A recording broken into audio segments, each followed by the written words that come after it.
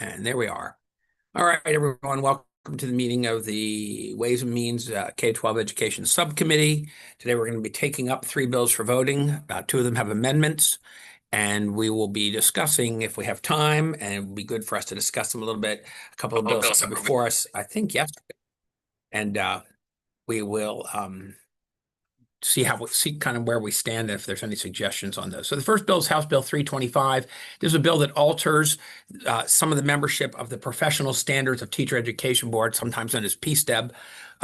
It is the sponsor asked, and we got confirmation from the chair of PSTEB, also from someone who's on PSTEB and also represents MSEA at some level, and also talked to the Board of Education because they work together with them. If this change was something that they thought would be okay, it takes a member away from the I can almost find it here. Let's see who's added in because I got that. The Maryland Association of Non-Public Special Education Facilities, also known as MANSEF to many of us, and has 2 people there. We did have an amendment suggested by the chair of PSTEB that said that the position that was being eliminated was an instructor, a teacher, and this part, the 2 that we're getting from MANSEF didn't require that. And they said they would like to have that. And again, I checked this amendment. So the amendment would amend the part where it says 2 members, comma, Alistair, I can't do the language, but with one of them being a classroom teacher or a educator, teacher. Sure. Is that accurate, Alistair? Do I have it right? Yeah, so it's currently there's a certified non-public school classroom teacher from the Association of Independent Schools, and the amendment would keep that removal in place and say that a certified special education teacher currently providing classroom instruction selected from a list of names provided by MANSEF and one administrator provided by a list from MANSEF. Okay. So the amendment just says that one of the 2 has to be a teacher to simplify it a bit. Are there any questions on the amendment that we have before us or on the bill at this point? Madam Chair, move the amendment. Oh, thank you so much. And I have a motion on the amendment. Do I have a second on the amendment? Second. If there's any further discussion? If there is none, all in favor of the amendment to the bill, raise your hand so I can see it. Kind of put your hand up in the air. 1, 2, 3, 4. Delegate Pastor looks like she's looking really hard there, so I think probably so. 1, 2, 3, 4, 5. We're missing a couple of people, but we have a quorum majority there. On the bill as amended, any questions or any motions? Move forward. Thank you very much. I have a motion on the bill as amended as favorable. Do I have a second? Properly moved and seconded by Delegate Vogel. Is there any further discussion on the bill? Hearing none, all in favor of the bill as amended, please raise your hands. 1, 2, 3, 4. I think that's all of us now. 1, 2, 3, 4, 5, 6, 7. Yes, we have a unanimous vote on that. We will carry that forward to committee for a vote. Our next bill is House Bill. Hang on a second. 25's in the back, must be a higher number. Is House Bill. I'm going to go away from 315. And we're going to go to 154. House Bill 154. Delegate Corman's bill, Open Meetings Act, County Boards of Education, Enhanced Requirements. This bill essentially says that local boards of education have to do a video recording of their events and keep it on file for 5 years for people to go back and look at. Some of them do this, but most of them we want to make sure that they're doing with some efficacy. There is an amendment before us because the bill also says that if they meet off-site less than 10 times, then they don't have to keep a recording of it if they have another site that they meet at. We felt that was a little generous, actually. And we checked with the Senate to see if they would like this amendment as well. We said if they get up to 5, it's up to 5 or over 5, Alistair, just to be accurate. If they meet in 5 places in the preceding school year, they have to, and they meet there in the subsequent school year, they have to film those. Okay, then they have to film those as well. So in other words, just because they're off, they can, if they meet 2 or 3 times somewhere, they wouldn't have to record those. But if they meet 5 times or more, then they would need to do so. Yes. Okay, I see some hands up. Delegate Hornberger. Thank you, Mr. Chair. I just wanted to add that Cecil County is already doing this, and I move favorable on the amendment. Thank you. And so I got a motion on the amendment. If there's more discussion, let's take a second. Do I have a second on the amendment? Second. Second. Okay. There's a Thank couple you so much, more. Delegate Patterson. What would I do without you? And so I have the motion. Did I miss a piece of the amendment, Alistair? Yeah, I'm sorry, sir. There's a couple more things that address some of the concerns raised by Pazam in their testimony. That if Go ahead. there is a part of the meeting that violates a student's privacy or involves an obscene or pornographic event, Right. that can be edited out, and they just have to notify the Open Meetings Compliance Board that they've edited the video and the reason they edited the video. And then there's also permission to use a Sorry. third-party provider to store the recordings. And I forgot that addition. And I'm without objection, I'm going to leave that as part of the amendment. We can discuss it if we want to separate it out. But I think most of us would agree that we probably shouldn't keep those in the recordings. Well, it says Kira Bender, but I'm pretty sure that's April Miller there. So Delegate Miller. Thank you. Appreciate that, Mr. Chair. Yes, I agree with the amendment. So this isn't quite on the amendment per se, but it is to highlight the fact when boards of ed switch to doing the video part and the video becomes the minutes, they sometimes just take more summarized minutes. And so when we are using videos as minutes and we're only keeping them for the 5 years, is there any possibility of having them be transcribed afterward or something to estimate? Because 5 years in the educational scheme of things is not that long. And when we used to have all the hand minutes, they would have them bound in books and everything.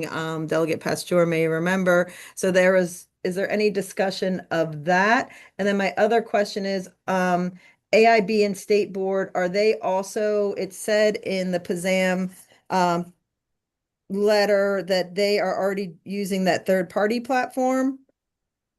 Are they also falling under the same bill? Those are my two questions about So a it. bunch of things there. First of all, let's take a vote on the amendment as is, and if we want to try to add additional amendment, we can. So we have an amendment before us, which includes the time, the number of meetings, and also the ability to remove things that are pornographic or too closely identify students. And we have a motion and a second on that amendment. If there's no further discussion on that amendment, all in favor of adding that amendment, please raise your hands.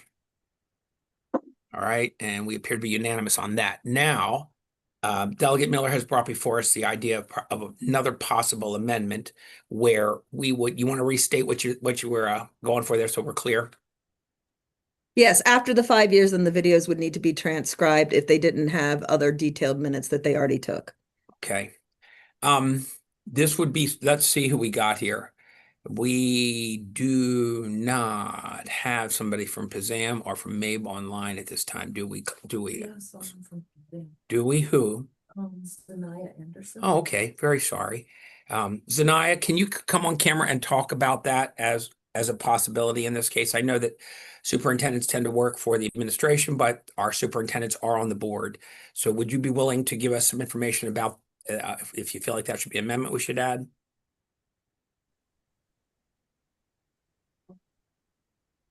Hello, I'm going to give this to Sam. He'll be the better person to answer this from me. Okay, thanks. Is Sam he's not on my screen, so are you moving aside for him? I don't have anyone named Sam on my screen right now. Oh, there you are. There you are. Sorry. Hi, I'm so sorry. Sorry, Sam. Okay, Sam, you want to totally weigh fine. in? Thanks. I didn't stop you. On transcribing, sure. I think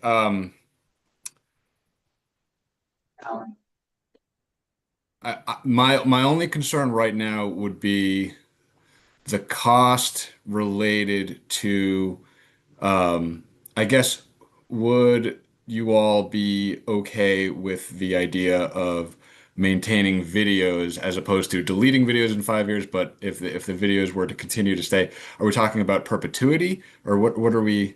What exactly is the hope for maintaining these sorts of records.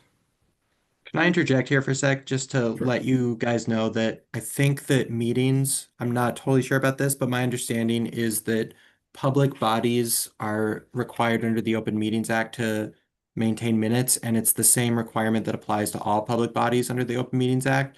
So I think that this might be making a particular exception for school boards that doesn't apply to everything else, which is potentially totally fine, but just wanted to say that I think that there's like a general law that exists for the maintenance of minutes and what those minutes have to entail. And also the Open Meetings Act has provisions that allow for these sorts of recordings that apply to several other boards that county boards of education are being added to and under this bill. So I'm hearing maybe say that there is that they are wondering if we want to just keep the videos longer, that the transcribe might be expensive. I'm hearing Alistair saying that some of this is covered, but not in that exact format. Delegate Vogel. Thank you, Mr. Chair. Alistair, just to clarify, so this bill, you were saying creates an exception. I guess the retention of minutes for 5 years, or the retention of videos for 5 years, is that consistent with how long minutes need to be retained if it's the actual minutes and not the videos?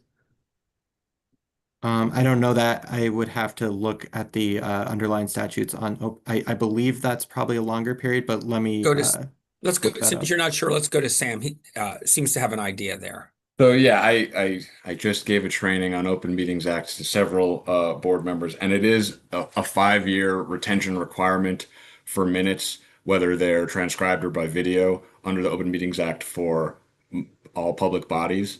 So the 5 years is consistent, whether That it's is minutes or videos. Okay. And so we'd be happy, obviously, to keep. Right. There's some concerns about it. April, Delegate Miller, do you want to press the concept?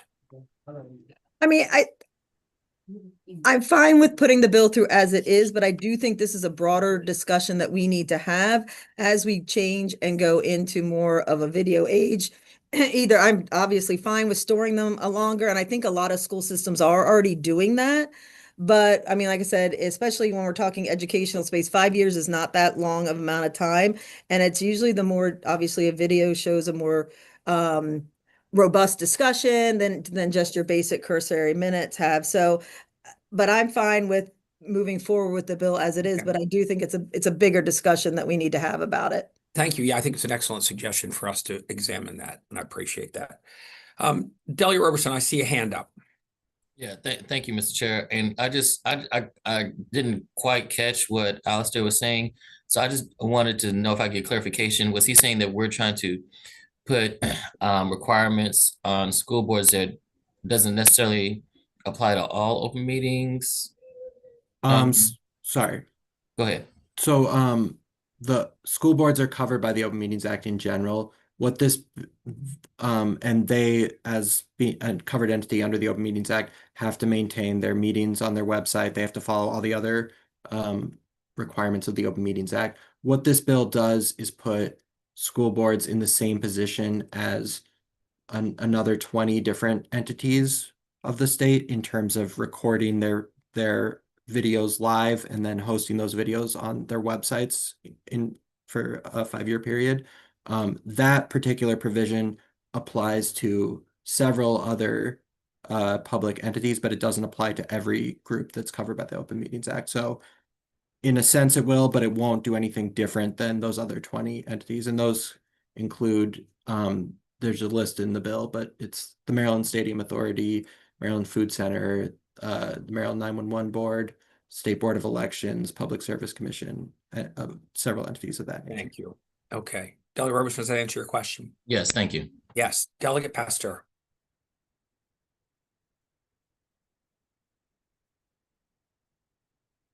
Still on mute at this point. There you go. Okay. Yeah, I'm sorry. So I apologize if you've gone through this, but is this in lieu now of the written, that the video for 5 years? They would still have to maintain minutes in the same way that they currently do under the Okay. bill and the amendment. It's Okay. additional. All It's an right. additional requirement. All righty, thank you. Oh, you're muted, Mr. Chair. We have an amendment that was moved and seconded, and we voted favorably on it. We now have the bill before us as amended. Delegate Miller has cited a concern, but is not going to ask us to, not going to press an amendment at this point. Do I have a motion on the bill as amended? So moved. Thank you very much, Delegate Pastor. And a proper second? Second. Thank you. I saw, we'll give Miller this because she's been such a good helper today. She gets a second. Is there any further discussion on the bill?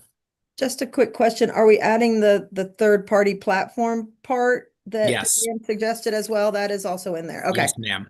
All right. Perfect. Thank you. Okay. All in favor of the bill as amended, raise your hands, please. Aye. A unanimous group of people there. I thank you all very much. We will send that on to committee for a proper vote. We have one more bill that we're going to take up. This is the bill on transportation. We heard this one yesterday. This is a program that, as I said in committee, and I will say it again, I'd like to credit our very own Delegate Hornberger for originally championing this concept. When we did it, we were unsure of how it was going to work. We placed a sunset on it.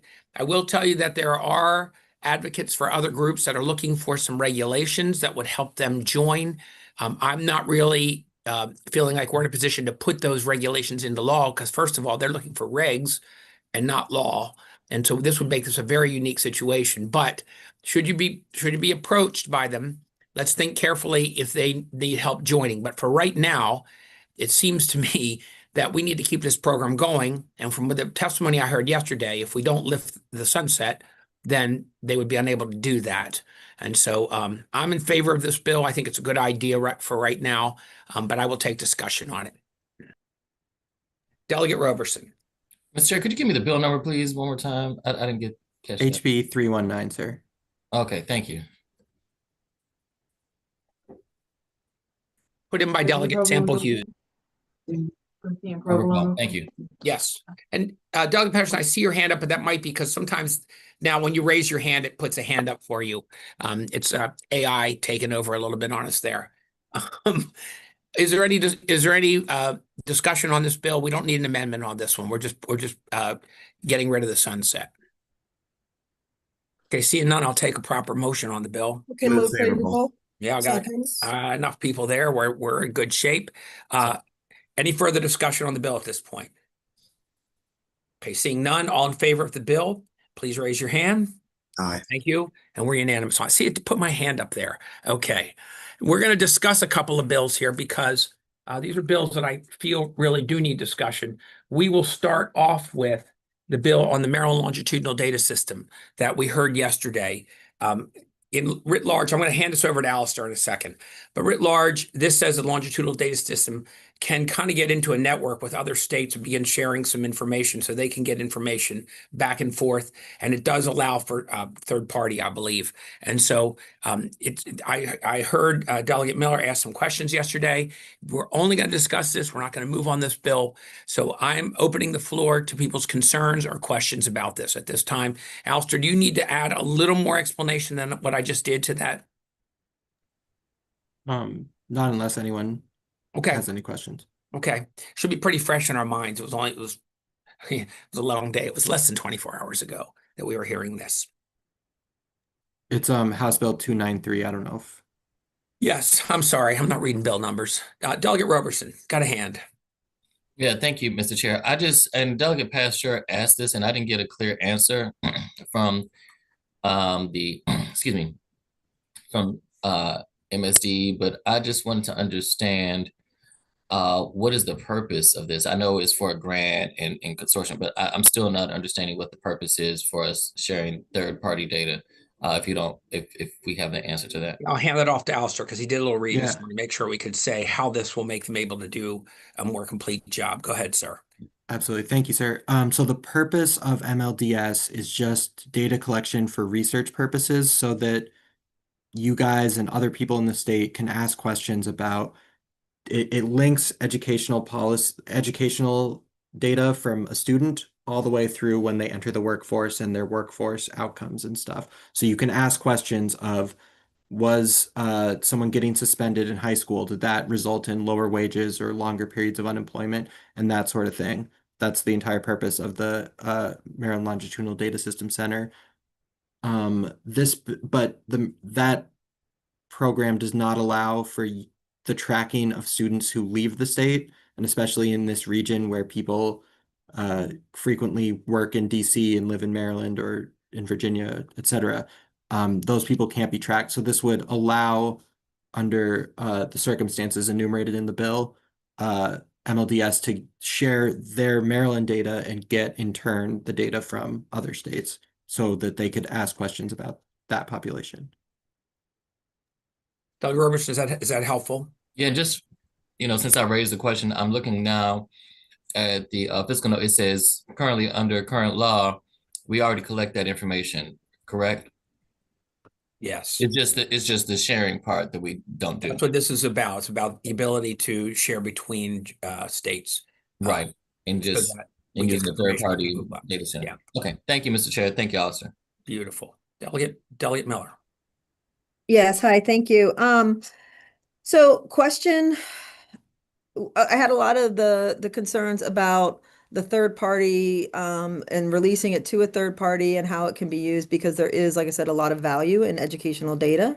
And when you're talking about multi-state, is this only going to be solely used in this one contracted situation, or are we opening it up for an unlimited amount because we're putting it in state law?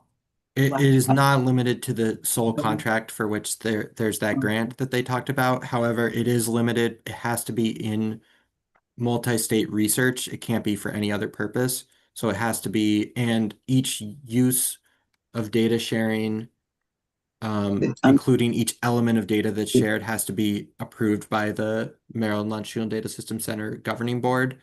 And it also has to be reviewed as they have to enter a contract that says, with whichever third party data system center they're sharing data with, that says that they will only use the data for research purposes, that they will not use any de-identified data, that they will not report any data in any form other than an aggregate form. And those contracts and the overall sharing agreement has to be reviewed every year by the governing board and affirmatively voted on.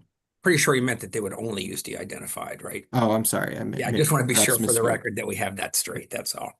Right. And I get that was my more, larger concern, is that, what are we opening up here? I was comfortable with the descriptions and the explanations that were given in committee, but that would just be about, one contract and how that is being used and what it's being used for. Other situations, like I said, this is very, very valuable data for people. And so I'm worried about getting into the third party. Is there any way, I know we're coming in early on Monday, is there any way that they could come back and maybe talk to us about it in like a less formal setting so that we can kind of explore what opening this up would mean? Or like just have that available maybe a little bit before our subcommittee meeting for just anyone who would want to.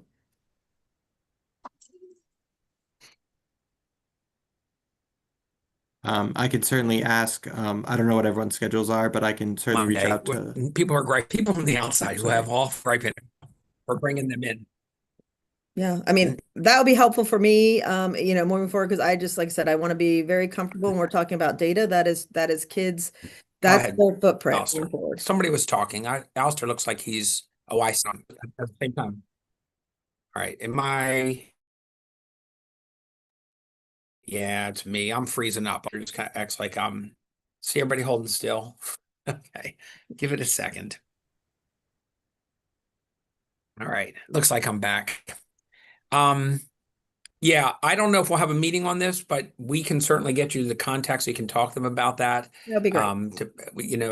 If it does become an issue, we can bring them before us. We can do this again too. If the concerns still exist, we could have them with us in a meeting, the next time we get together to work on bills.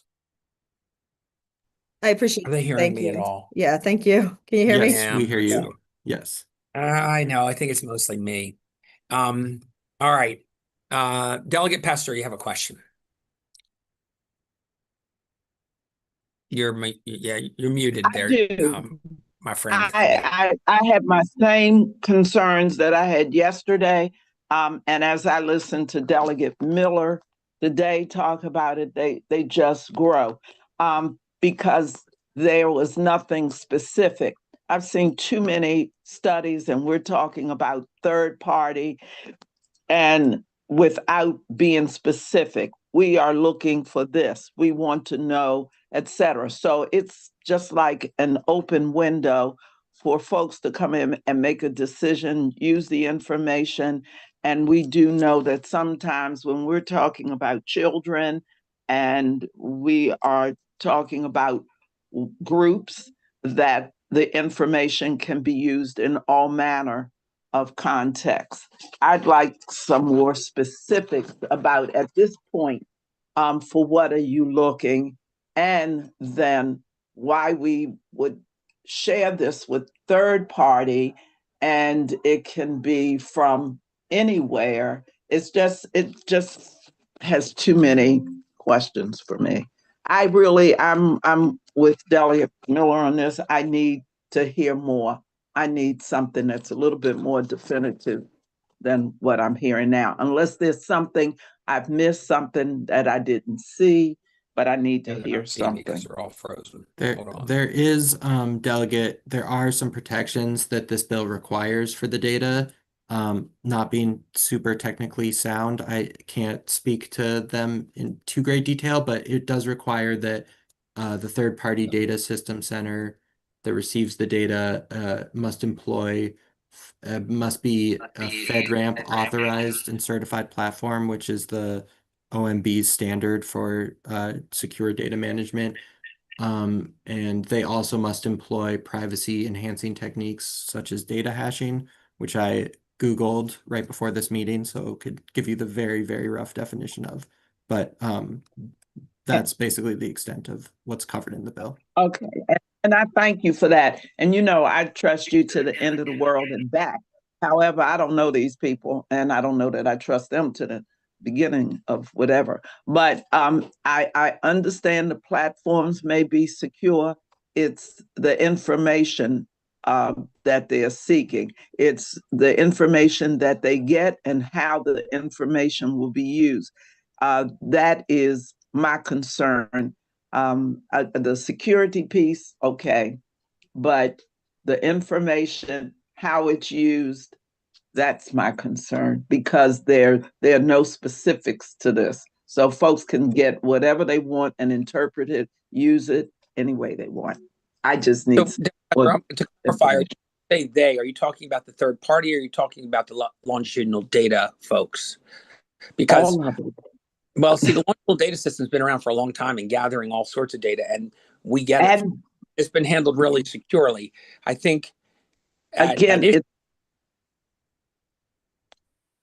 I think an issue might be the concern that a third party that has this, what happens if the longitudinal data system decides not to use them anymore? My concern is not the security, it's the what. What are they getting, even with the longitudinal? And that's the beginning of why I have the question.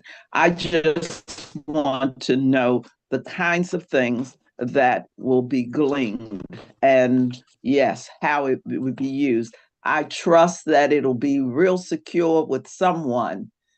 So if you want to start with the third party, that's fine. I trust that it'll be secure, but I don't know what the it is, and I don't know what the why is. That's my concern. And maybe none of you feel that that's important, and so you can just ignore what I'm saying. But I've seen too many instances where folks end up with ways that the data, the information has been used, and it has been used to other purposes than what we might think. So the LDS the LDS takes requests from us to help us get information. They are a tremendous data source for us in terms of how our students are doing, after they get out of high school, after they get out of college. And they've been around for quite a while. I think that their credibility probably is intact. I think it's really the business of the sharing that's at issue here, how that's being stored. But I think the same questions would be asked. It's just that we're looking for a way to get data about students who are no longer living in Maryland. And that would only be possible if they can form this network and get the information that way. So that would be my answer to that. Like I said, we're not moving on this bill. I would suggest to Delegate Miller that, you go ahead and talk about, some of the issues you had. And I'm sure Alistair would be happy to be able to give you a number to get in contact. And Delegate Pastor, same for you. If you'd like to talk to folks at the Longitudinal Data System, I think that would have value also. All right, 12:50. Oh no, we'll probably make it. I want to have a quick 5-minute discussion about another bill, and that would be Delegate Vogel's bill, which is House Bill 222, which we had before us last year, which would have enabled students in high school, maybe middle school, I don't remember for sure, to have naloxone on a person at school without it be considering a drug offense, so that they could administer naloxone. We have a couple ideas about the bill. We think that the students should at least verify orally that they've been trained if they're going to have it and somebody asks them about it. A couple of other things, but I'm curious what the general take is on this concept. Does anyone want to weigh in with me on this? Yes, Delegate Hornberger. I was going to Google it, but is naloxone considered a CDS or registered as a? It's a great question. That's why we have discussions. Alistair, are you poking around? Let's see what ChatGPT has. Yes. And the reason I ask that is because if it isn't, then it's no different than me carrying around, a juice box in the eyes of law enforcement. Mr. Chair. Speaking to the necessity of the bill in this case is what you're saying, right? Sure. Mr. Chair, can I jump in here? Sure, Delegate Vogel. Are you asking, Delegate, are you asking if it's a controlled substance? Yes. It's not. So what I'm saying is the bill, I would think, would be unnecessary, right? Because it's not a weapon, it's not a controlled substance, it's not a forbidden item. In other words, are there kids getting disciplined now for having it? Yes. So the only county that has a policy that in terms of the possession, the only county that has a policy on this right now is Montgomery County, and we've heard from students across the state. One was a page just, I think, last year or the year before that, who had gotten in trouble for carrying Narcan on their person. The other reason that this bill is important is because so right now under the health I think it's under the health statute, there is legal immunity provided to individuals, including minors, who administer Narcan in good faith. What this bill does is have that have the statute around education and administration of Narcan in schools be consistent with that, because right now the only individuals who have authority are school nurse, school health services personnel, and other school personnel. They are the only ones really administered under statute to be able to administer Narcan, and that also impacts who has Good Samaritan protections, which is also important when administering Narcan. Gotcha. Okay. Yeah, it also contains a component about I would say 3 things. The 2 things that Delegate Vogel discussed right now only nurses can carry it, or they have to have a policy that allows them to carry it and allows them to administer it with this good faith protection from liability. There's also a current requirement both in K through 12 and institutions of higher education that there be opioid awareness as part of the health education that people get, and in higher education as part of a induction into an institution of higher education. And this would add to that opioid awareness the mitigating effects of naloxone or other opioid reversing drugs. That's probably the wrong phrase, opioid reversing, but you get the gist. Thanks. Delegate Roberson, you have your hand up. And we're getting close to time here. This is just a discussion, but I do want you to ask your question. This is more just for discussion. Just two things that one that Delia Hornberger raised, just that, you know, looking at it, it is not a controlled substance, so it has no abuse potential. So that's why I'm okay with the use and carriage of it. But I did have concerns, not concerns, but just raising the fact, as Alistair was raising, just the training that's provided, which states that, you know, shall include information on the mitigating effects of it.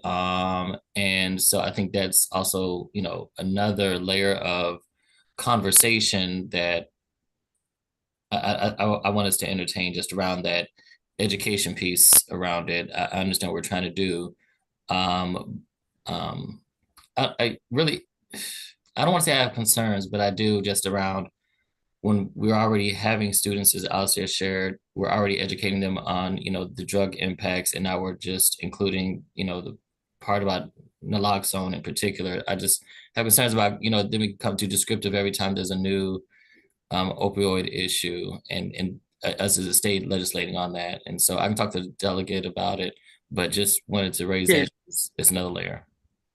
We're lucky to have the sponsor on the committee, so you all should talk to him about that. I think, you know, I would suggest that naloxone is somewhat unique in that it is absolutely effective, and I think the sponsor would say not dangerous to use. So it can be misperceived, and so this bill might just be, like Delegate Hornberger said, might not be necessary, but it might be an important clarifying point to save students who are actually trying to do some good. That'd be the positive spin, but as I said, we're not voting on this today. We'll decide, and I will poll you guys as we get closer to a meeting next week, how you feel about bringing it forward, and see where we are on this. Like I said, last year, there was the same concerns exist, and this bill didn't progress. I'm a little more comfortable with it than some others, so I'm willing to entertain it and see what happens with this group. Anybody else have anything they want? Mr. Chair, I would be interested in talking with some of the high schoolers who would be impacted by this. I think it's a great move because these students are facing a lot of challenges. Right. So I support this. Delegate Vogel, you can facilitate some of that for people, hopefully, so that your bill progresses well. We're at 12:57, and I'm impinging on you guys running down steps and elevators. So I'm going to call an end to the meeting. Yeah, I appreciate you all for a very productive discussion and a very productive set of amendments and votes. Thank you all so much. Thank you, Mr. Chair.